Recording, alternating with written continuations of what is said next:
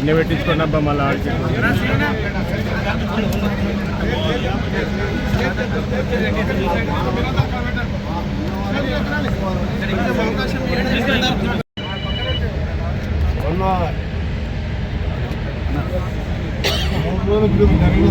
Press meet వచ్చిందా విషాదకరమైన ఇబ్బందికరమైన మమ్మల్ని అందరినీ కూడా కలిసి వేసింది. తెలంగాణ ప్రజలనే కాదు మొత్తం భారతదేశ ప్రజలను కూడా. ఎందుకంటే ఇలాంటి ధనం ప్రపంచంలో ఎక్కడా లేదు. 43 కిలోమీటర్లు ఎక్కడ ఓపెనింగ్ లేకుండా 3 లక్షల ఎకరాలకు గ్రావిటీ ద్వారా నీళ్ళు ఇచ్చుకుంటూ ఫుల్ లెవెల్ కెపాసిటీ అయితే 6000 క్యూసెక్స్ ఫుల్ కెపాసిటీ అయితే 4 లక్షల ఎకరాలు ఇచ్చుకుంటూ దేవరకొండ పెద్దవరతో పాటు నల్గొండ నగరికల్ కాన్ఫరెన్స్ వరకు నీళ్ళు సాగునీటితో పాటు ఫ్లోరైడ్ మొత్తం మాయం చేస్తూ ఎక్కువ గ్రావిటీతో వచ్చే ప్రాజెక్టు మా కళల ప్రాజెక్టు. ఈ ఇన్సిడెంట్ ఇప్పటి వరకు దాదాపు 9.5 కిలోమీటర్లు మాత్రం మిగిలింది. ఏ ఒక్క చిన్న ఇన్సిడెంట్ జరగకుండా జయప్రకాష్ రాబిన్స్ అనే పెద్ద కంపెనీ చేపట్టడం ఎక్కడ కూడా ఒక సంఘటన జరగలేదు.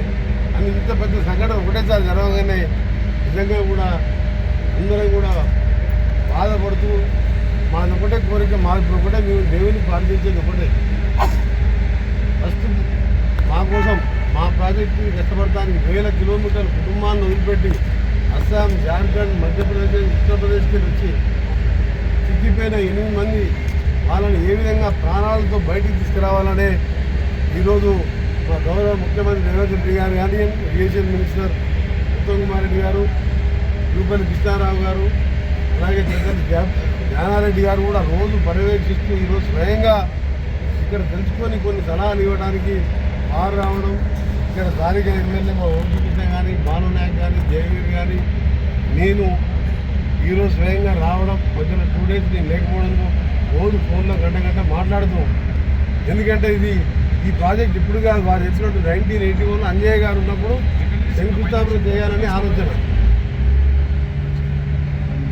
కానీ అప్పుడున్న పరిస్థితుల్లో పర్మిషన్ రాక ఆగిపోతే విజయభాస్కర్ రెడ్డి గారు సీఎంగా ఉన్నప్పుడు పివి నరసింహరావు ప్రధానమంత్రిగా ఉన్నప్పుడు ఒక టీవీఎం టనల్ బోరింగ్ మిషన్ ద్వారా సౌండ్ ప్రూఫ్ మిషన్స్ ఎక్కువ పైన ఉండే వన్యప్రాణులకు ఇబ్బంది కలగకుండా ఈ మిషనరీతో చేయాలని గైడ్ లైన్స్ ఇచ్చి పర్మిషన్ ఇచ్చిన సందర్భంలో 2004లో మీరు హోమ్ మినిస్టర్గా నేను ఎమ్మెల్యేగా ఉన్నప్పుడు రాజశేఖర రెడ్డి గారు ఇంత పెద్ద టనల్ అవుతుందా అని చెప్పి ఆయన ఆలోచన ఆయన డౌట్ వ్యక్తం చేసినప్పుడు నేను చెప్పాను, రాష్ట్రం మొత్తం జనయోగ్యం చేపడుతున్నావు, పురిచితలు కడుతున్నావు, మా జిల్లాకు 81 వెళ్ళి ఆలోచన ఇది అని పట్టుబట్టి సాధించుకొని టెండర్లు పిలుచుకొని పని మొదలు పెట్టుకొని దాదాపు 60% పనులైన తర్వాత ప్రభుత్వాలు మారడం, ఆ ప్రభుత్వం ఈ ప్రాజెక్టు మీద ఇంట్రెస్ట్ లేకపోవడం వివిధ కారణాలతో అయిపోయింది. మీరు రాజకీయాల జోలికి పోదలుచుకోలే,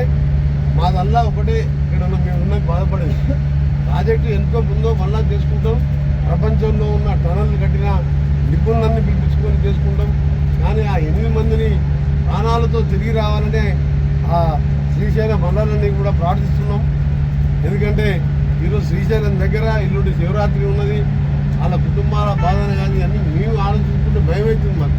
అని ఎక్కడో కూడా మాకు ఆశ ఉన్నది. కొన్ని సంఘటనలలో ఉత్తరాఖండ్లో 41 మంది 17 రోజులకు బయటకు వచ్చారు. అందుకని ఇలా ఎన్డీఆర్ఎఫ్, ఆర్మీ, ఎస్డీఆర్ఎఫ్, సింగరేణి ఇంకా ఆర్మీ వాళ్ళు కొత్త మిషనరీ కూడా ఢిల్లీకి వెళ్ళి తెప్పిస్తున్నారని చెప్పి మన తెలంగాణ ఇన్ఛార్జ్ ఆర్మీ ఆఫీసర్ కూడా చెప్పడం జరిగింది. మేము ఒకటే కోరుకుంటున్నాం, తప్పకుండా వీళ్ళు ఇప్పుడు కూడా రెస్క్యూ టీం లోపల ఒకటి ఉన్నది. మొన్న ఉత్తమ్ కుమార్ రెడ్డి తెలంగాణ వారు వెంటనే వచ్చిండు, మళ్ళీ నిన్న వచ్చిండు.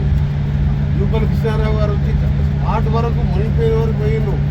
ఇవాళ మేమందరం ఇంక్లూడింగ్ మా పెద్దమని జానారెడ్డి గారితో సహా వచ్చి ఇవాళ ఇక్కడ ఉండి మేము వాళ్ళని డిస్టర్బ్ చేయదలుచుకోలేదు. వాళ్ళ పని వాళ్ళు చేసుకుంటాం. అందుకంటే వాళ్ళు దేశ విదేశాలలో ఇలాంటి సంఘటనలు జరిగినప్పుడు దీన్ని పరిష్కారం చూపిన వాళ్ళందరినీ కూడా ఇక్కడ పిలిపించినాం. ఆ పనిలో మేము ఉన్నాం. అందుకని మేము రాజకీయాలు వాళ్ళని విమర్శించిన వారికి వాళ్ళ విజ్ఞతకే వదిలిపెడుతున్నాం. ముఖ్యమంత్రి గారు ఎందుకు రాలేదు, వారు ఎందుకు రాలంటే 3 మినిస్టర్లము, క్యాబినెట్, ఎమ్మెల్యేలము, ఇంతమంది టెక్నాలజీ వచ్చి ముఖ్యమంత్రి గారు వచ్చాయి. ఇక్కడ సెక్యూరిటీ పరంగా కానీ ఈ వరుసకి ఇబ్బంది కలగొద్దని వారు రాలే. దాని మాత్రాన ఇవాళ కేటీఆర్ ఎటువంటి టికెట్ దొరికిందని చెప్పి ఇది మంచి పద్ధతి కాదు. కేటీఆర్ నువ్వు కొంచెం సంస్కారం నేర్చుకోను. ఈ రాజన్న సిరిజిల్లాలో పోయిన 3 ఏళ్ల కింద ఆదేశం కడుతున్నప్పుడు 7 మట్టి జల సమాధి అయ్యిండ్రు. నువ్వు పోయి చూసినావు, అప్పుడు నీకేం పని ఉండే? 3 సంఘటనలు జరిగి 12 మంది చనిపోయారు. కాళేశ్వరం ప్రాజెక్టు కట్టినప్పుడు ఒక్క సుక్క ప్రాజెక్టు నీళ్ళు రాలే, 2 లక్షల కోట్లు పోయి. నువ్వు విమర్శించదలుచుకోవాలి, కానీ నువ్వు ట్విట్టర్లో పెట్టి పేపర్ షేట్ టీవీలలో ముఖ్యమంత్రి గారు ఎమ్మెల్సీ ఎన్నికల ప్రచారం పోయినాయి. వాళ్ళ ప్రచారం కాదు. ముఖ్యమంత్రి గారు మీకు తెలుసు 15 నెలలకెళ్ళి 24 గంటలు ఏ చిన్న ప్రోగ్రాంలో పిలువగానే వస్తాడు. మీ నాయనలాగా 15 నెలలు ప్రతిపక్ష నాయకుల ఫామ్ హౌస్లో పండుకోలే, 10 ఏళ్ళు ముఖ్యమంత్రిగా ఫామ్ హౌస్లో పండుకోలే. కానీ ఈరోజు వర్క్ డిస్టర్బ్ అవుతుంది, రెస్క్యూ టీమ్స్ ఉన్నాయి అని మమ్మల్ని పంపించి మేము ఇక్కడ ఉండి మేము అన్నీ చూసుకోవడానికి ఇక్కడ ఉన్నాం. కానీ మీరు సంస్కారం నేర్చుకోరు. ఎప్పుడు కూడా మీరు విమర్శించాలంటే మస్తున్నాయి. ఈయన ముఖ్యమంత్రి అయిన 3వ నెలలో జూలైలో ప్రగతి భవన్లో ఉంటే పక్కకు మాసాయిపేట సూప్రాన్లో ఆయన కాన్ఫరెన్స్ గజ్వేల్ ఎమ్మెల్యే 26 మంది పసిపిల్లలు 6-7 సంవత్సరాలు ట్రైన్ కింద పడి మాంసం ముద్దలైతే ఫామ్ హౌస్కు 2 నిమిషాల దూరం. అడుగు మీరు ఆయనని అడుగు, ఎందుకు నీకు సంస్కారం లేదు, ఎందుకు పోయి పిల్లల తల్లిదండ్రులకు ధైర్యం చెప్పలేదని. కొండగట్టు ఆంజనేయ స్వామి బస్సు కింద పడి 66 మంది చనిపోతే నువ్వు, నీ కొడుకు, నీ బిడ్డ, నీ అల్లుడు, నీ చెల్లెపోయి మంది రాజకీయాలు ఇన్సిడెంట్ అయినప్పుడు అక్కడ అధికారులకు, రెస్క్యూ టీంలకు వాళ్ళకు సేవలు అందించడానికి ఇబ్బంది లేకుండా ఈ సెక్యూరిటీ పేరు మీద పోలీసులు అడా ఉండదని ముఖ్యమంత్రి గారు రాలేదు. అయినా మేమందరం కూడా గవర్నమెంట్లో ఇచ్చుకుంటూ మాకు తోచిన సలహాలే కాదు, ప్రపంచంలో ఇలాంటి సంఘటనలు జరిగిన వాళ్ళందరినీ కూడా పిలిచే పనులు ఉన్నాం. అమెరికాకు చెందిన రాబిన్స్ కంపెనీ వాళ్ళకు కూడా ఇప్పుడే నేను మాట్లాడినా, మీరు 3250 కిలోమీటర్ల టనల్ ప్రపంచంలో చేసిన సంస్థ రాబిన్స్. ఇంత పెద్ద సంస్థ ఎక్కడ లేదు, మహారాష్ట్రలో చేస్తున్నారు. మీ ఎక్స్పర్ట్లను కూడా పంపించండి.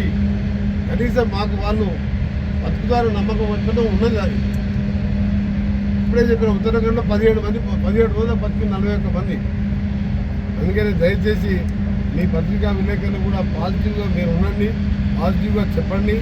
ఎందుకంటే ఇది ఎక్కడో వేల కిలోమీటర్లకు వెళ్ళి మా ప్రాజెక్టు పూర్తి చేసి మా రైతులకు నీళ్ళు ఇవ్వడానికి 15 ఏళ్ళుగా కష్టపడుతున్న కార్మికులు ఇంజనీర్లు ఉన్నారు లోపల 8 మంది. ఎట్లా నోరు వచ్చిందో అర్థం కాదు. కేటీఆర్ గారు ఎందుకు ఈ రాజకీయాలు మాట్లాడతారు మీరు? ఒక్కసారి మనం ప్రతిపక్ష నాయకుడు మీరు ఆయన నువ్వు కొడితే గట్టి కొడతా అన్నావు కదా, మనం వచ్చి ఇలాంటి ఎందుకంటే ప్రతిపక్ష నాయకుడు బాధ్యత లేదా? ఇలా పెద్ద మనిషి ఏ పదవి హోదాలో ఉన్నాడు? 2 రాష్ట్రాల్లో సీనియర్ అయినా ఈ వయసులో కూడా వచ్చి సలహాలు ఇస్తూ వాళ్ళందరికీ కూడా మీరు తొందరపడకండి, ఏ విధంగానన్నా బతికించండి అని చెప్పి ఆయనకున్న అనుభవంతో ఇలా చెప్తుంటే ప్రతిపక్ష నాయకుడు ఎక్కడున్నాడు? ఏం పని ఉన్నది ఆయన ఫామ్ హౌస్లో? అందుకనే మేము తిట్టొద్దు అనుకున్నా నేను, కానీ ఇప్పుడే ట్విట్టర్లో టీవీలలో చూసినాను. ఫామ్ హౌస్ 3 కిలోమీటర్ల 6 ఏళ్ళ చిన్నపిల్లలు మాంసం ముద్దలైతే చూడను. మీకు ఏం మాట్లాడతారా మీరు రాజకీయాలు? మేమందరం కూడా ఇక్కడనే ఉంటాం, మేము ఇక్కడనే ఉంటాం. బాలనాయక్ ఉంటాడు, మా జయవీర్ ఉంటాడు, ఎమ్మెల్యే గారు ఉంటాడు, యానారెడ్డి గారు కూడా సలహాలతో పాటు ఉత్తమ్ కుమార్ రెడ్డి గారు మళ్ళీ వస్తారని చెప్పారు. మిలిటరీ ఢిల్లీలో ఉన్న ఆర్మీ చీఫ్తో కూడా మాట్లాడాడు. ఇంకా కొంచెం స్పెషల్ ఎక్విప్మెంట్ తెప్పిస్తున్నాం. ఎందుకంటే ఏమన్నా మనకు దొరికితే వాళ్ళని ఖాళీలో లాంటివి దొరికితే తీసుకురావడానికి. నిన్న పోయిన పరిస్థితికి ఇవాళకి కన్వేయర్ బెల్ట్ లెవెల్ వరకు ఆ మడ్డు నిండిపోయిందంట. నిన్న అది మడ్డు ఆ బెల్ట్ లెవెల్ కింద ఉంటే దాని మీద నడుచుకుంటూ పోయిన కిషారావు గారు 2 కిలోమీటర్లు. కానీ ఇవాళ బెల్ట్ కూడా మునిగిపోయిందని పొద్దున పోయిన టీం చెప్పాను. ఇప్పుడు ఒక టీం లోపలికి పోయింది. ఆ టీం బయటకు వచ్చిన తర్వాత మాకు మళ్ళీ ఎక్స్ప్లెయిన్ చేస్తారు. ఆ తర్వాత నేను కూడా పోవాలని ఆలోచించి ఏ విధంగా చేయాలో ఆలోచిస్తున్నాం. మీరందరూ కూడా సహకరించాలని విజ్ఞప్తి. ఇక్కడ ఎవరు కూడా వర్క్ చేసే టీంను డిస్టర్బ్ చేయొద్దు. రాజకీయాలు మా ప్రతిపక్ష నాయకులకు కూడా చెప్తున్నాం, మీకు వస్తే మీరు కూడా వచ్చి మా కుటుంబాలకు ధైర్యాన్ని ఇవ్వండి. అందరం ఉన్నాం, అందరం దేవుని ప్రార్థిద్దాం, వాళ్ళు బతికి రావాలనే కోరుకుంటున్నాం.